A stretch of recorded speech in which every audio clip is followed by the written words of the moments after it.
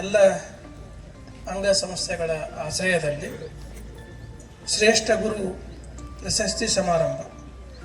ಗುರು ಅಂದರೆ ಭಾಳ ದೊಡ್ಡವ. ಗುರುವಿಗಿರಕ್ಕಂಥ ಶಕ್ತಿ ಇವತ್ತು ಯಾರಿಗೂ ಇಲ್ಲ. ಇವತ್ತು ಗುರುನ ಬೇಕೆಲ್ಲಕ್ಕೂ. ನೀವಿಷ್ಟೆಲ್ಲ PUC ವರೆಗೆ ಎಷ್ಟು ಡಿಗ್ರಿವರೆಗೆ ಚೆನ್ನಾಗಿ ಓದಿ ಇಷ್ಟೊಂದು ದೊಡ್ಡ ಮಟ್ಟಕ್ಕೆ ಬರಬೇಕಾದ್ರೆ ಇದಕ್ಕೆ ಯಾರು ಜ್ಞಾನ ಕೊಟ್ಟಾರೋ ಅಂದರೆ ಅವರು ಗುರುಗಳೇ ಅನ್ನೋದನ್ನು ಯಾರು ಕೂಡ ಮರಿಬಾರ್ದು.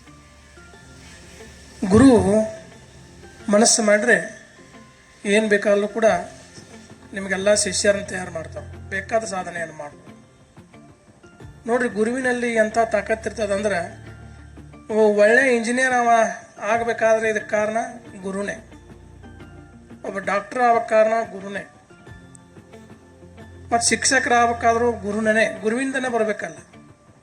ಒಬ್ಬ ಒಳ್ಳೆ ಯೋಗ್ಯ ಮಠಾಧಿಪತಿ ಆಗಬೇಕಾದ್ರೂ ಗುರುನ. ಅದಕ್ಕೆ ಗುರು ಶ್ರೇಷ್ಠ. ಈ ಗುರುವಿನ ಬಗ್ಗೆ ಕುರಿತು ಹಲವಾರು ವಿಚಾರಗಳನ್ನ ಹೇಳಿದ್ದಾರೆ. ಇವಾಗ ಗುರುವಿನ ಮಹಿಮೆಯನ್ನು ಹೇಳಿದ್ದಾರೆ. ಗುರು ಹೇಳಿದರು, ನಮ್ಮಲ್ಲಿರ್ತಕ್ಕಂಥ ಅಜ್ಞಾನವನ್ನು ಹೊಡೆದೋಡಿಸಿ ಜ್ಞಾನದ ಬೆಳಕ ತರುವವನೇ ನಿಜವಾದ ಗುರು ಅನ್ನುವಂಥ ಮಾತನ್ನು ಹೇಳಿದ್ದಾರೆ. ಗುರು ಬಹಳ ಶ್ರೇಷ್ಠ. ಎಂಥ ಪ್ರಧಾನಿ MLA MP ಅದಾನಂದ್ರು ಅವ್ರು ಹೇಳ್ತಾರೆ, ನಮಗೆ ಕಲಿಸಿದ ಗುರುಗಳು ಯಾರ್ರಿ? ಇಂಥ ಗುರುಗಳು. ಎಲ್ಲ ಬೇಗನೆ ಸಮಾಜದಲ್ಲಿ ವಿಚಾರ ಮಾಡೋದು, ಬೇಗನೆ ಬರುವುದಂದ್ರೆ ವಿಷಯ ಯಾರಾದರೂ ಎಲ್ಲಿ ಕಲಿತು ನಮ್ಗೆ ಇಂಥ ಗುರುಗಳು ಕಲಿಸಿದ್ರು ಅಂತ ಹೇಳೋದು. ಅಂದರೆ ಗುರುವಿಗೆ, ಅದಕ್ಕೆ ನಮ್ಮ ದೇಶದಲ್ಲಿ ಗುರುವಿಗೆ ಬಹಳ ದೊಡ್ಡ ಸ್ಥಾನ ಮಾಡಿದೆ. ಅದಕ್ಕೆ ನಮ್ಮ ಸರ್ವಪಲ್ಲಿ ರಾಧಾಕೃಷ್ಣ ಅವರನ್ನು ಅರ್ಥ ಮಾಡ್ಕೊಂಡಿದ್ರು. ಇವತ್ತು ಅವರು ಗುರುಗಳಾಗಿ ಇವತ್ತು ನನ್ನ ದಿನಾಚರಣೆ ಬೇಡ, ಇದು ಶಿಕ್ಷಕರ ದಿನಾಚರಣೆ ಆಗಲಿ ಅಂದವರು ಇಂಥವ್ರು ಅಪರೂಪಕ್ಕೂ ಅವರೇ ನಮ್ಮ ಸರ್ವಪಲ್ಲಿ ರಾಧಾಕೃಷ್ಣನ ಗುರುಗಳು ಅನ್ನೋದನ್ನ ಯಾರು ಕೂಡ ಮಾಡಿದ್ರು. ಅವ್ರ ಭಾವಚಿತ್ರವನ್ನು ಇಟ್ಟಿರೋದು, ಅವ್ರ ಕೊಡುಗೆ ಬಹಳ ದೊಡ್ಡದು.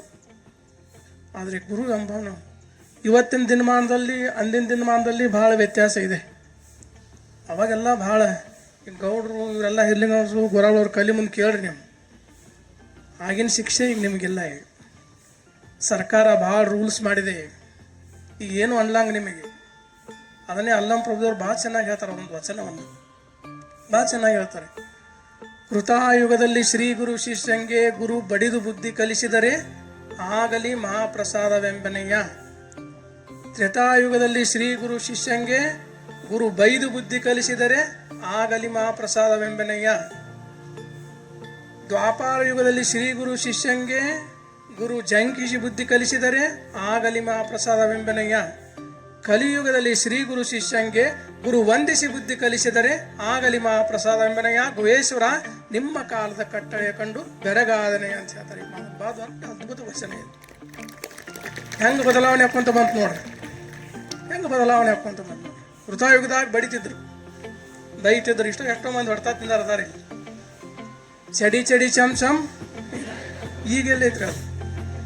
ನೀವು ಕೇಳಿರ ಎಷ್ಟೊಂದು ಅಂದಾಗ ಅವ್ರು ಭಾಳ ಗಟ್ಟಿ ಆಗ್ತಿದ್ರು. ಮೊದಲೆಲ್ಲನೂ ಕೂಡ ರಾಜ ಮಹಾರಾಜರು ಕಾಡಿಗೆ ಹೋಗಿ ತಮ್ಮ ಮಕ್ಕಳನ್ನ ಋಷಿ ಮುನಿಗಳ ಕಡೆ ಬಿಟ್ಟು ಬರ್ತಿದ್ರು, ಚೆನ್ನಾಗಿ ಕಲಿತು ಬಾ ಅಂತೇಳಿ. ಏನು ಶಿಕ್ಷೆ ಕೊಟ್ಟರು ಕೂಡ ಇನ್ನೂ ಶಿಕ್ಷೆ ಕೊಡಂತಿದ್ರು. ಕೃತಾಯುಗ ಹೋದ್ ಬಡಿದು ಹೋದ್. ತ್ರೇತಾಯುಗ ಬರೇ ಬೈಯುದು, ಎದುರಿಸ್ತಾರಲ್ಲ ನಾವು ಸರ್ ನಲ್ವಡಿಸರದು, ಹಂಗೆ ಎದುರಿಸೋದು ಬಂತು. ಆ ಯುಗನೂ ಹೋತ್, ತ್ರೇತಾಯುಗ ಹೋತ್. ದ್ವಾಪಾರ ಯುಗದಾಗ ಬರೀ ಅನ್ಸೋದಂತ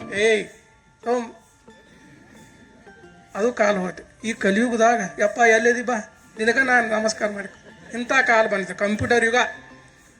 ಗುರು ಬ್ರಹ್ಮ ಗುರು ವಿಷ್ಣು ಗುರುದೇವ ಮಹೇಶ್ವರ ಗುರು ಸಾಕ್ಷಾತ್ ಪರಬ್ರಹ್ಮ ತಸ್ಮೈ ಶ್ರೀ ಗುರುವೇನು ಅಂತ ತತ್ವ. ಇವತ್ತು ಗುರು ಏನು ಮಹಾ ಗುಡ್ಕಾ ಬ್ರಹ್ಮ ಸ್ಟಾರ್ ದೇವ ಮಾಣಿಕ್ಯ ಚಂದನೇ ನಮ ಅನ್ನುವಂಥ ಪರಿಸ್ಥಿತಿ. ನೀವು ನೆನಪಿನಲ್ಲಿ ಇಟ್ಕೋರಿ, ನಿಮ್ಮ ಗುರು ಭಾಳ ದೊಡ್ಡವ. ಗುರು ಭಾಳ ದೊಡ್ಡವ. ಗುರುವಿನಿಗಿಂತ ಬಹಳ ದೊಡ್ಡದಾದ ವಸ್ತು ಯಾವುದೂ ಇಲ್ಲ. ಗುರುನೇ ಇವ. ಕನ್ನಡಿಗರ ಮೆಚ್ಚಿನ ನಿಮ್ಮ ಪಬ್ಲಿಕ್ ನ್ಯೂಸ್ ಕನ್ನಡ ನಮ್ಮ ಚಾನೆಲ್ ಫಾಲೋ ಮಾಡಿ, ಸಬ್ಸ್ಕ್ರೈಬ್ ಮಾಡಿ, ನೋಟಿಫಿಕೇಶನ್ ಆನ್ ಮಾಡಿ.